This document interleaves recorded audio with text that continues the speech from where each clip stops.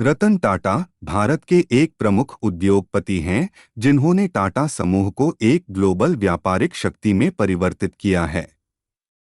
उनका जन्म 28 दिसंबर 1937 को मुंबई में हुआ था। उनके पिताजी ने भारत के प्रमुख उद्योगपति जमशेदजी टाटा की मौजूदगी में ही उन्हें उद्योग जगत के प्रतिष्ठित बनाने के लिए प्रेरित किया। रतन टाटा ने अपनी पढ़ाई यूनाइटेड किंगडम की और वहां से यूनिवर्सिटी कॉलेज लंदन में बिजनेस अध्ययन किया। उन्होंने अपनी पढ़ाई के बाद 1962 में टाटा स्टील के संघर्ष कार्यकर्ता के रूप में टाटा समूह में शामिल होने का फैसला किया। उन्होंने विभिन्न संगठनात्मक पदों पर काम किया और विभाजन के बाद संगठन को पुनर्गठित करने में मदद की।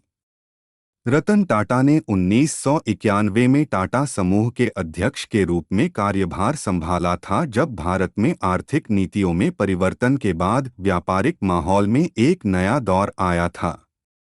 उन्होंने उद्योगों को विदेशी निवेशकों के साथ साझेदारी करने के लिए प्रोत्साहित किया और इस प्रक्रिया में टाटा समूह के लिए कई महत्वपूर्ण विदेशी संयोजकों की भूमिका निभाई। रतन टाटा के नेतृत्व में टाटा समूह ने कई सफलतापूर्वक व्यापारिक विभाजन किए हैं। वे आपूर्ति श्रृंखला, संचार, इंजीनियरिंग, स्वास्थ्य, होटल और स्टील उद्योग में महत्वपूर्ण क्षेत्रों में सक्रिय रहे हैं। उन्होंने उद्योग में नई तकनीकी और नवाचार के लिए मान्यता और सम्मान प्राप्त किया है। इसके अलावा रतन टाटा सामाजिक और पर्यावरण कार्यक्रमों में भी सक्रिय रहे हैं।